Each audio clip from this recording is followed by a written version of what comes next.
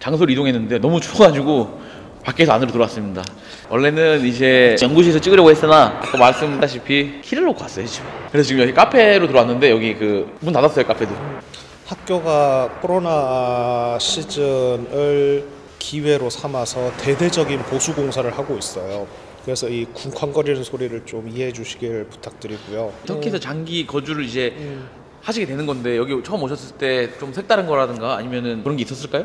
정말 삶의 질적인 부분에 대해서 말씀을 드려야 될 텐데, 참고로 터키 오기 전에 그 대학원생 생활하면서 프랑스에 잠깐 있었어요. 근데 제가 단언컨대 프랑스보다 여기가 더 쾌적해요. 자 이거는 저는 프랑스 안 가서 몰라. 이거는 이거는 정말 개인적인 제 경험에서 오는 말이니까 수많은 뭐 프랑스에 계시는 분들이라던가 뭐 이런 분들을 어떻게 손님 끝까지 근질근질거린다. 그럴 생각은 전혀 없어요. 그냥 제 개인적인 경험으로는 저는 프랑스보다 터키가 훨씬 뭐랄까 쾌적하게 살 수 있는 생활 면에서 어떤 면이냐면 우선 물리적인 요소부터 말씀을 드리자면 여기 집이 굉장히 제값이에요. 그러니까 한국이라던가 그런 데 비하면 부동산의 가격이 굉장히 순수합니다. 한국인 입장에서. 한국인 입장에서. 그리고 이분들은 딱 그러니까 우리나라 90년대 초반, 80년대 후반을 생각해 보세요. 또 부동산들도 굉장히 질이 좋아요. 참고로 터키의 주요 수출품, 외화를 벌어들이는 주요 수출품 중에 하나가 그 건축 시공이에요. 그래서 지금 제가 생활하고 있는 집도 구할 때 엄청 까탈스럽게 굴었어요. 부동산 업자가 싫어할 정도로. 지금도 싫어하는 것 같더라. 그 제가 제안했던, 심지어 제가 이렇게 매트릭스 표를 다 만들었어요. 그래서 어떤 조건을 어떻게 해서 이거를 뭐 상중하로 해가지고 이거를 다 해서 몇 점 이상이었을 때 내가 집을 사겠다라고 했는데 굉장히 쉽게 집을 구할 수 있었고요. 그리고 가격적인 측면에서도 여타 다른 국가들에 비해서, 특히 한국에 비해서 굉장히 저렴한 편입니다. 또 뭐 의식주라던가 그런 생활비의 면에 있어서도 물가라고 하죠. 생활 물가가 굉장히 저렴한 축에 들고요. 아주 좀 비물리적인 요소로 들어가면 사람들이 굉장히 여유가 있어요. 프랑스는 안 그런가요? 프랑스도 여유는 있었는데 아무래도 좀 개인주의적인 성향이 아무래도 강할 수밖에 없죠. 우리나라도 지금 점점 그런 쪽으로 가고 있고. 그런데 여기는 딱 우리나라 드라마 응답하라 같은 분위기예요. 사회 전반적으로 옆집에 누가 사는지를 다 알고 있고, 그리고 서로 안부를 묻고, 그리고 옆집에서 음식을 하면 꼭 나눠주시고 저희도 꼭 다시 돌려드려야 되고. 뭐 여기는 그래서 이제 좀 그런 게 있죠. 접시를 갖다 주면 접시가 끄지 없어요. 빈 접시를 안 갖다 주니까 서로 계속 접시가 이제 릴레이가 시작되는 거예요. 끝나지 않아요. 이거. 그리고 요즘은 이제 젊은 친구들은 어떻게 하냐면 접시를 그냥 일회용 접시를 줘요. 뭐 주지 말라고. 네. 그렇다고 사람들이 흔히 말하는 필요 이상으로 귀찮게 하거나 그러지도 않으시고 적당하게 거리를 두시면서 이런 부분들이 굉장히 보기가 좋습니다. 생활하기에도 쾌적하고요. 네, 오케이. 자리를 바꿨어요. 네. 그리고 단점에 대해서 말씀을 드리자면, 이거는 장점이 될 수 있고 단점이 될 수 있는데 굉장히 관료주의가 심해요.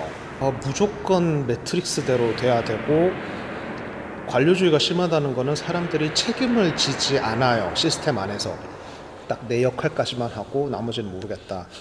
그래서 뭔가 서류 작업 같은 거, 뭐 영주권이라던가 이런 거 작업을 할 때 다행히 저는 학교에서 그런 부분들을 많이 편의를 봐줬기 때문에.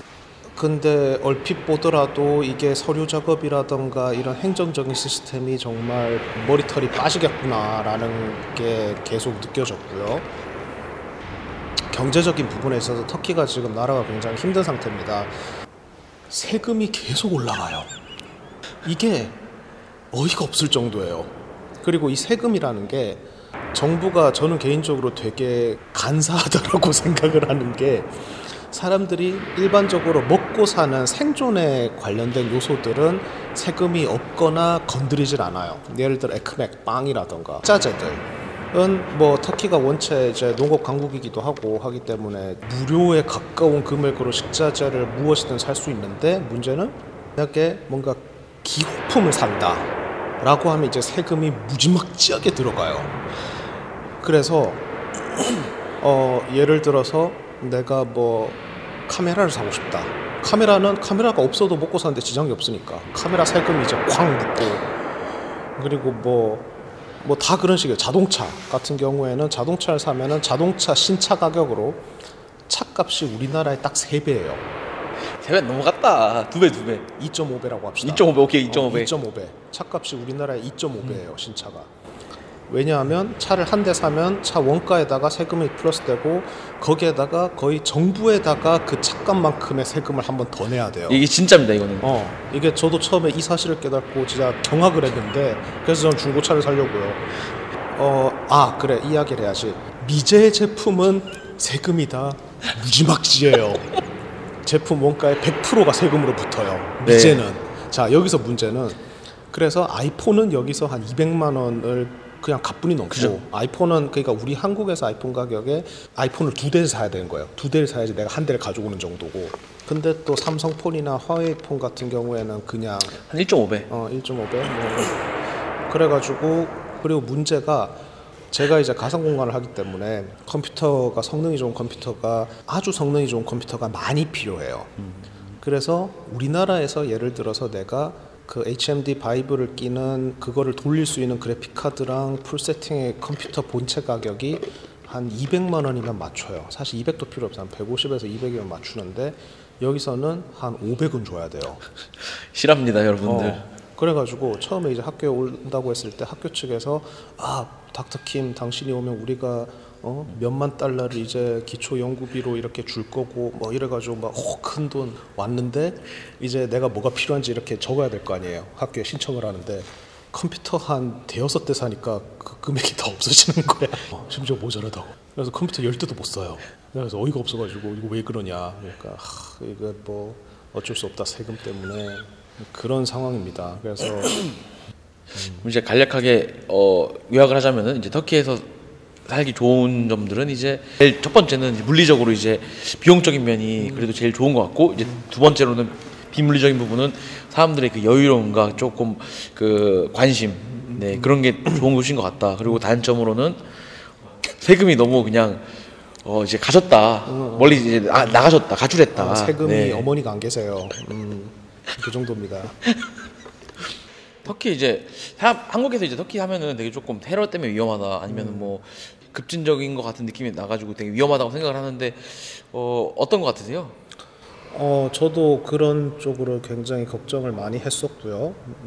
치안이라던가 특히 난민 문제 뭐 이런 것도 요즘 항상 이슈화가 되고 있기 때문에.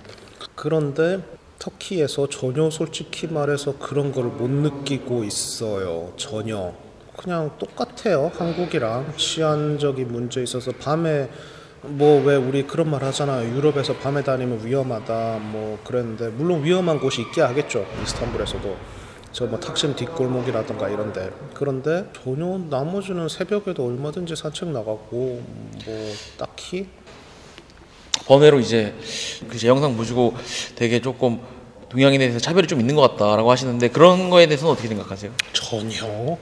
터키는 몰라, 이스탄불이 더더욱 그렇듯이 도시 자체가 유럽이랑 아시아를 맞물려 있고, 그리고 아프리카 쪽에서도 사람분들이 되게 유입이 많으시고, 역사적으로 이게 당장 오늘 내일이 아니라 수천 년 전부터 그랬기 때문에 뭔가 그런 생물학적 배경으로 차별을 하는 거는 정말 보기 힘들어요.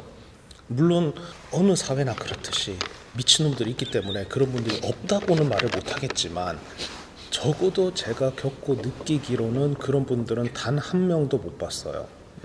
오히려 맞아, 우리나라의 국격이 BTS, K-pop 때문에 굉장히 호의적이에요. 그래서 물론 제가 이렇게 택시를 타거나 뭐 길을 걷고 있거나 그러면은 저한테 어느 나라 사람이냐고 물어보시는 경우가 종종 있어요. 그런데 규네코레라고 하면은 이렇게 이제 한복 웃음을 지으세요. 누구든 막론하고 굉장히 호의적으로 대해주시고, 라일라 반지하는 말을 한 30번은 들었고, BTS 아냐는 말도 한 50번은 막 들었고.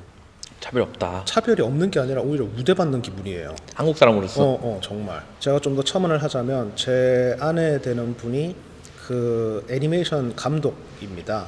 그래가지고 저희가 이제 터키로 오면서 터키에서의 저희 삶, 그렇게 큰 계를 들이고 터키에 와서 생활을 하는 저희들의 모습을 인스타에서 이렇게 웹툰, 인스타툰으로 연재를 하고 있어요. 그래서 관심 있으신 분들은 생활 밀착형 스토리들을 알아보실 수 있을 겁니다. 팔로우를 해주시면 반갑겠습니다. 아, 그럼 이제 오늘 이제 이렇게 같이 인터뷰 응해주셔서 감사하고요. 같이 한번 그럼 학교 소개도 조금 한번 학교 한 바퀴 둘러봐요. 네네. 같이 출발하시죠. 출발. 참고로 저도 여기 올 때마다 길을 잃어서 여기가 이제 원래 저학년들 스튜디오. 아, 밖으로 나왔습니다. 여기가 참고로, 테라스? 네. 여기가 이제 학교 동쪽 테라스고요.